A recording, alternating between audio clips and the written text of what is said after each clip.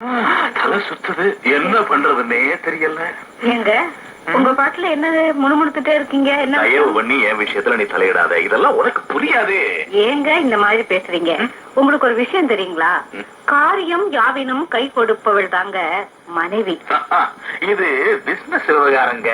அது தாங்க என்ன சிக்கல்னு கேக்குறேன். ஆசையில அளவுக்கு மீறி சாமான்கள் கொஞ்சம் ஆர்டர் கொடுத்துட்டேன். இப்ப அவசரமா பணம் தேவைப்படுது. உங்க அப்பா உதவி பண்ணுவாரா? எதுக்குங்க அப்பா உதவி பண்ணணும்? அதானே சொல்றேன், உன்னால ஏன் பிரச்சனையை தீர்க்க முடியாதுன்னு என்ன நிம்மதியா இருக்கிட்டு போயிடு. இத பாருங்க, இப்படித்தாங்க ஒரு நாள் எங்க அப்பா கூட மண்டைய போட்டு பிச்சுக்கிட்டு இருந்தாரு. அப்போ ரேடியோல ஒரு விளம்பரம் போயிட்டு இருந்துச்சுங்க. என்ன என்ன என்ன விளம்பரம்?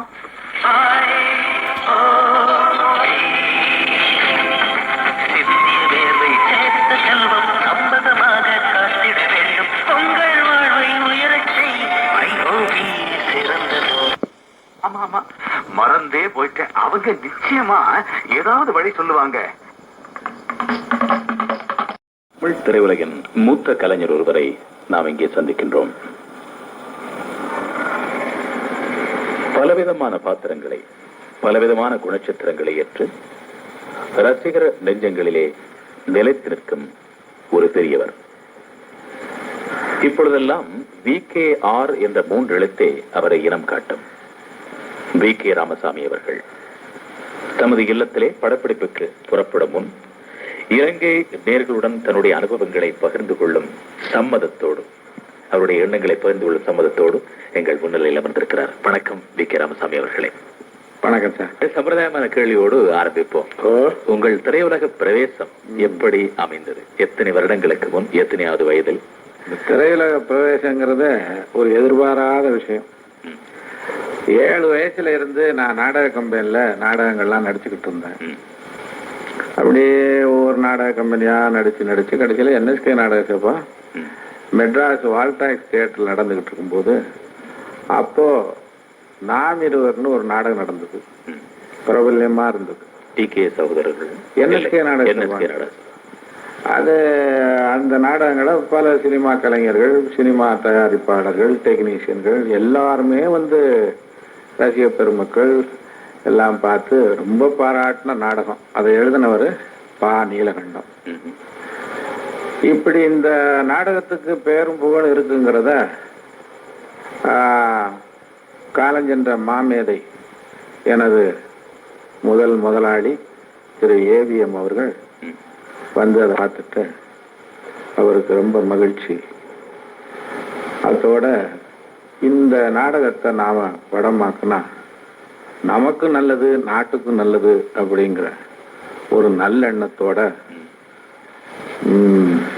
அந்த நாடகத்தை விலைக்கு வாங்கி அவரு சென்னையில கூட எடுக்காம தேவகோட்டரஸ்தான்னு ராமநாதபுரம் ஜில்லாவில் ஒரு ஊர், அந்த ஊருக்கு போய் அவ்வளவு செலவுகளையும் பொருட்படுத்தாம அந்த கலை நோக்கத்தோடையே, வியாபாரங்கிறது அது தனி, அதோட அந்த கலை நோக்கங்கிறது வர்றது மிக சிலருக்கு தான் வரும். அதுல விரல் விட்டு எண்ணக்கூடிய ஒருத்தர் திரு AVM அவர்கள்.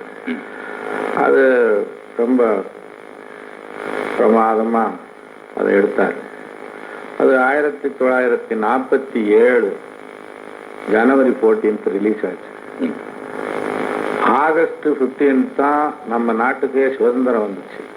ஆனா அதுக்கு முன்னாலேயே சுதந்திரம் வந்தாச்சு அப்படிங்கிற ஒரு கருத்தோட, அந்த பாடல்களோட, ரொம்ப ஒரு தீர்க்க தரிசியா அத வந்து அந்த அபிப்பிராயத்தோட அந்த படத்தை எடுத்து முடிச்சு பெரும் வெற்றி கண்டார். அதுல இன்னொரு முக்கியமான விஷயம் என்னன்னு கேட்டீங்கன்னா, என்னை பொறுத்த வரைக்கும் இந்த ஹோல் நாடகத்துல ஒரு இத்தனை ஆர்டிஸ்டுகள் ஆக்ட் பண்ண நாடகத்துல இந்த அந்த கிழவனார் வேஷம் போட்டாரு அந்த பெரியவர் தாங்க. அந்த வேஷத்துக்கு வந்து நான் அதை புக் பண்ணிக்கிறேன் இந்த கதையோட அப்படின்னு சொன்ன உடனே, அவர் பெரியவர் இல்லைங்க, ரொம்ப சின்னவர். என்ன வயது இருக்கு உங்களுக்கு? அப்போ எனக்கு 20 வயசு. அப்போ நான் வந்து சினிமாங்கிறத கனவுல கூட நினைக்காதவன். ஏன்னு கேட்டா அப்ப 20 வயசுல நான் நடிக்கிறதும் சினிமா பாக்குறதும் தான் எனக்கு தெரிஞ்சதே தவிர இருக்குல்ல. ஆஹா, அப்போ என் கூட நடித்த நடிகர்கள்லாம் நீ சினிமாவுக்கு போற அப்படி பண்ணி என்ன சினிமாவுக்கு போற அப்படின்னு ஒண்ணுமே புரியாம கை காலெல்லாம் ஓடல. அப்ப எனக்கு சம்பளமே அப்ப 90 ரூபா. அதுல ஒரு 2500 ரூபா உனக்கு சம்பளம் உடனே அது எங்க வைக்கிறது என்ன செய்யறதுன்னே புரியலையே. ஆகையினால அந்த சந்தோஷ சமாச்சாரத்தோட அந்த கம்பெனி அப்ப நிர்வாகம் பண்ணிக்கிட்டு இருந்த எனது அண்ணன் திரு எஸ்.சி. சரசன்னாம் அவர்கள், அப்பா நீ உன்னை நாங்க எவ்வளவு மரியாதையும் மதிப்பும் பேர்ல வச்சிருக்கிறோமோ அதே மாதிரி பட தயாரிப்பாளர் திரு ஏவி மெய்யப்ப செட்டியார் அவர்கள் வச்சிருக்கிறாரு. அதனால அதுக்கு தகுந்தபடி நீ போய் அந்த பாத்திரத்தை ஒழுங்கா நடிச்சு எங்க கம்பெனிக்கு உனக்கும் நல்ல பேர் இருக்கணும், நம்ம கம்பெனிக்கு நல்ல பேர் இருக்கணும்னு ரொம்ப பெருமிதத்தோட சொல்லி அனுப்பிச்சு வச்சாரு. அது மாதிரியே அங்க போய் நான் அவருக்கு திருப்தி ஏற்படும்படியா நடிச்சு எனக்கு முதலாளியும் அவர், முதல் டைரக்டரும் அவர் தான். அதுல நான் ரொம்ப பெருமைப்படுறேன். அந்த ஸ்தாபனத்துல நடிச்சுக்கிட்டு இருந்ததுக்காக. அதுல இன்னொரு முக்கியமான விஷயம் என்னன்னா, அந்த நாம் இருவரில் நடிச்சேன் பாருங்க, இப்போ அவரு புள்ள எடுக்கிறாரு திரு குமரன் சார், அவரும் இந்த நாம் இருவர்னு ஒரு டைட்டில் வச்சு இப்ப எடுத்துக்கிட்டு இருக்கிறாரு. அதுலயும் அந்த படத்தில் நடிச்சுக்கிட்டு இருக்கிற ஒரு பாக்கியம் அந்த ஏவிஎம் ஸ்தாபனத்தாரால எனக்கு கிடைச்சு. அந்த முதல் படத்திலே நீங்கள் நடித்த பாத்திரம் நகைச்சுவை பாத்திரமா? ஒரு நகைச்சுவையோட கூட சீரியஸ் காமெடின்னு சொல்ற மாதிரி அந்த நகைச்சுவையோட ஒரு வில்லன் பாத்திரம். அந்த நாளிலே அது ஒரு புதுமையான பாத்திரமாக இருந்திருக்கும் என்று நினைக்கின்றேன் சார். அந்த நாளிலே அது ஒரு புதுமையான பாத்திரம். ஆமா ஆமா ஆமா ஆமா, அது ஏன் கேக்குறீங்க? அது ரொம்ப புதுமையா, ரொம்ப பெரிய பெரிய படிச்சவங்க ஆபீசர்ஸ் எல்லாருமே எங்க பார்த்தாலும் என்ன அதை சொல்லி எனக்கு நீ பொண்டாட்டியா உனக்கு நான் பொண்டாட்டியான்னு பொண்டாட்டிய பார்த்து கேட்கிற சீன்ல நான் சொல்ற டைலாக சொல்லி சொல்லி என்ன பார்த்து சிரிப்பாங்க. அப்ப அப்புறம் அந்த பார்ட்னர்ஸ்ல ஏரியா உன்னை பாத்துக்கிறேன்னு, நீ ஒரு பிளாக் மார்க்கெட்டு நான் ஒரு பிளாக் மார்க்கெட்டு, நீ என்ன பாக்குறது அப்படிங்கறது ஒண்ணு வரும் சாரங்கபாணி அண்ணனோட. அந்த நாளிலே பிரபலமான வசனங்கள். அந்த நாளிலேயும் கூட இப்போது இருப்பது போல ஒருவர் ஒரு பாத்திரத்திலே சிறப்பாக நடித்து புகழ் பெற்று விட்டால் தொடர்ந்து அவரை அதே மாதிரியான பாத்திரங்களில் நடிக்க வைக்கும் வழக்கம் இருந்திருக்கிறது. உங்களுக்கு இந்த தமிழ்நாட்டுல இருக்கிற சாபக்கேடு மாதிரி இருக்குது. நான் 20 வயசுல 60 வயசு கிழவனா நடிச்சேன் பாருங்க. அதுல இருந்து தொடர்ந்து இன்னைக்கு 60 வயசு ஆகுது, அதே பாத்திரம் தான். ஆனா அதுல சில குணாதிசயங்கள், கேரக்டர்ஸ், மாறுபட்ட குணம் உள்ள வேடங்கள் பல டைப்பா நடிச்சிருக்கோம் வைங்க. பட் அன்னையில இருந்து நமக்கு இந்த முத்திரை குத்திட்டாங்க, இந்த ஓல்டு மேன, இந்த வாய்ஸ், போக்குவரத்து. ஆனா நான் கட்டபொம்மன்ல வில்லன் அது இது இப்படி பல தரப்பட்ட 500க்கு மேல நான் நடிச்சிருக்கிறேன் படங்கள்ல. இப்படி பல டைப் ஆஃப் கேரக்டர்ஸ் நடிச்சிருக்கிறேன். கேரக்டர் எல்லாம் நடிச்சேன். உங்களை போன்ற கலைஞர்கள் பெரும்பாலும் எழுதி கொடுக்கும் வசனங்களோடு மட்டும் நின்று விடாமல் இம்ப்ராம்ப்டிவ் என்று சொல்வார்களே, அதை போல் படப்பிடிப்பு தளத்திலே சுயமாக உங்களுக்குள்ளே இருந்து வரக்கூடிய நகைச்சுவை வழிகளை உதிர்த்து அந்த காட்சியை சோதிக்க. ஆமா, என்ன விஷயம் அப்படின்னு கேட்டீங்கன்னா, இந்த கற்பனை திறன்கிறது, நகைச்சுவையா பேசுறது, ஒருத்தர் பேசும்போது அதுக்கு உடனே பதில் சொல்லக்கூடிய ஒரு கெப்பாசிட்டி நான் என்னுடைய அனுபவத்துல ஏதாவது ஒரு சிலருக்கு இயற்கையா தான் அவங்களுக்கு இருந்தா தான் அது வருதே தவிர எல்லாருக்கும் அது அமையறது இல்லை. அது நான் பார்த்துட்டேன். அதனால அது ஏதோ ஆண்டவன் திருப்பியால எனக்கு கொஞ்சம் இருக்கு சார். நான் அந்த பாத்திரங்கள்லாம் வரும்போது எங்க தொழில சம்பந்தப்பட்ட அத்தனை பேருமே ஐயோ அவர்கிட்ட கொடுத்துட்டா அவர் அதை சரி பண்ணிக்குவார்ப்பா, அவர்கிட்ட விட்டுடுங்க அப்படின்னு சொல்லுவாங்க.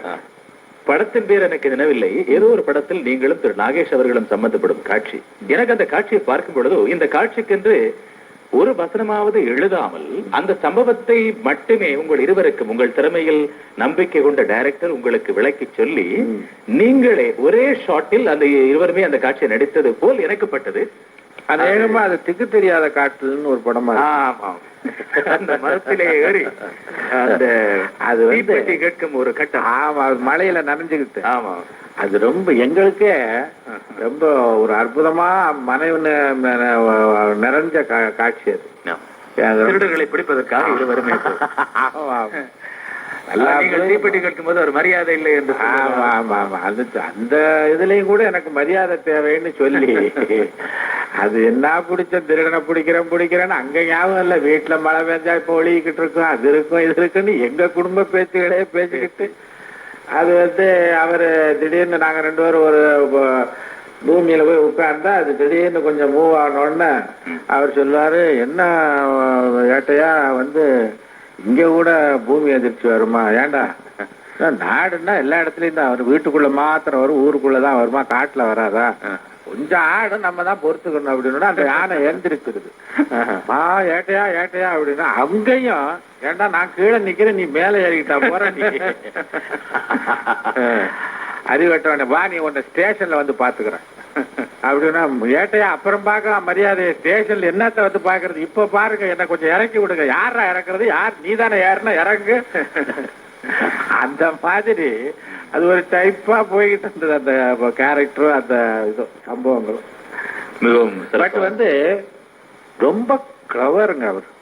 யாரு நம்ம ஆடே ஒண்ணுன்னா 9 சொல்லுவாரு. அதே மாதிரி என்னையும் மிக இதா ரசிப்பார். பல பாத்திரங்களில் நடித்தாலும் பல ஆண்டு காலம் இந்த திரையுலகில் வேரூண்டி இருந்தாலும் ஒவ்வொருவருக்கும் மனதிலே ஆசைகள் இருக்கும். உங்கள் தொழிலை பொறுத்தவரையில் உங்கள் மனதில் உள்ள ஆசை என்ன எதிர்காலத்துல? ஆனா நான் திருப்பி இளமையா ஆன என்ன, நான் பழைய இதுக்கு போறேன். 20 வயசுல நான் நாமிருவல் நடிச்ச காலத்துக்கு போறேன். அந்த 20 வயசு எனக்கு பழையபடி திரும்பிச்சுங்க. நான் விட்டுட்டேன் பாருங்க. ஒரு சந்தர்ப்பங்களை எல்லாம் சில பேர் விட்டு போயிடுவாங்க. அந்த சூழ்நிலை அமைஞ்சதெல்லாம் ஒரு நல்ல சூழ்நிலை தான் எனக்கு அமைஞ்சது. எப்படின்னு கேட்டா அந்த பால்யத்துல ஒரு நகைச்சுவை கதாநாயகனா நடிக்கணும் அப்படின்னு நினைச்சு நான் படத்துலயும் நடிச்சேன். அதை நான் கண்டினியூ பண்ணி அதை பாதுகாக்காததுனால அதுல ஒரு பெரிய மனக்குறை எனக்கு. அது என்ன படம்? அதுதான் கனவு.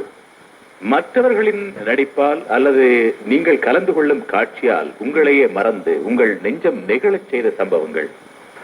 நான் இந்த சினிமா தொழிலுக்கு வந்த பிற்பாடுங்க நாடகத்துல பல அற்புதங்கள் எல்லாம் கண்டிருக்கிறேன். பல மன விட்டு ரசிச்சு ரொம்ப உணர்ச்சி வசப்பட்டிருக்கிறேன். பட் சினிமா துறைன்னு வந்த பிற்பாடு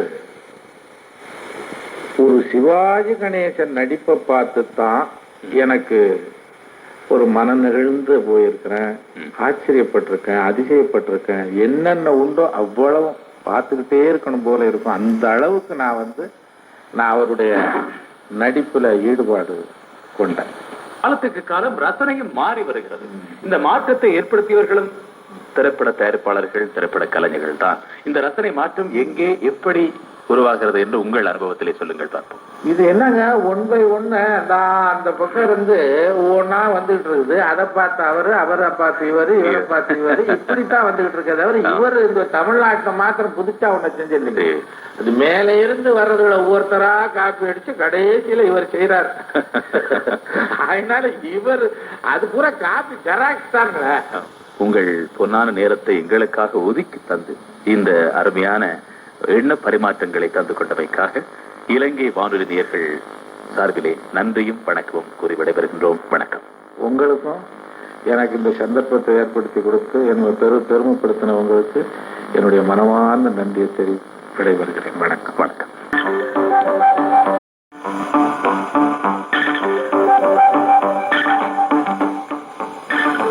இந்தியன் ஓவர்சீஸ் வங்கி இன்று உங்கள் வாழ்க்கையில் உற்ற நண்பனாக விளங்குவது இந்தியன் ஓவர்சீஸ் வங்கி. பிற நாடுகளில் தொழில் வாய்ப்பு பெற்று சென்றவர்கள் தங்கள் சேமிப்புகளை இந்தியன் ஓவர்சீஸ் வங்கியில் நம்பிக்கையுடன் இடுகிறார்கள். இந்தியன் ஓவர்சீஸ் வங்கி இந்தியாவில் நகரங்கள், கிராமங்கள் எங்கும் உள்ளன. இலங்கையில் மாத்தறையில் அலங்காரிக்க மாவட்டத்தில் இலக்கம் 61 மக்களின் நல்வாழ்வுக்காக புது புது திட்டங்களை கொண்டு இயங்குகிறது இந்தியன் ஓவர்சீஸ் வங்கியின் மாத்தறை கிளை. இந்தியன் ஓவர்சீஸ் வங்கியின் பிரதான கிளை இயங்குவது கொழும்பு ஜனாதிபதி மாவட்டத்தில் ஸ்டுவர்ட் ஹவுஸில் 2ஆம் 3ஆம் மாடிகளில். தயக்கமின்றி உங்கள் பொருளாதார பிரச்சனைகளை தீர்க்க நாடுங்கள் இந்தியன் ஓவர்சீஸ் வங்கி. இந்தியன் ஓவர்சீஸ் வங்கியின் வெளிநாட்டு நாணய வங்கி பிரிவு இயங்குவது கோட்டை லாயிட்ஸ் கட்டிடத்தில்.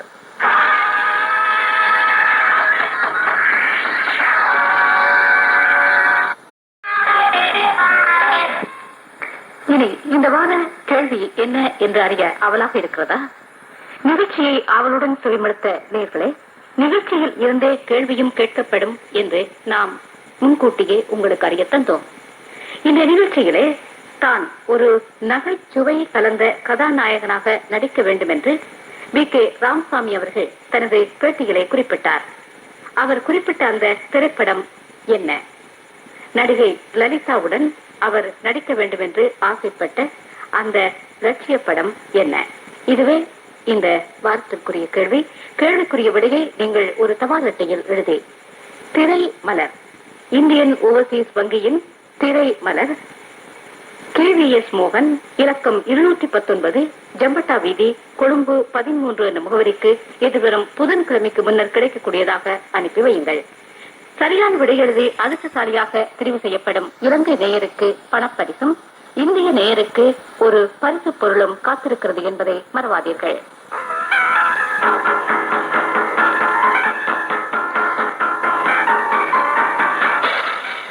நேர்கள் இதுவரை கேட்ட நிகழ்ச்சி இந்தியன் ஓவர்சீஸ் வங்கியினரின் திரை மலர்.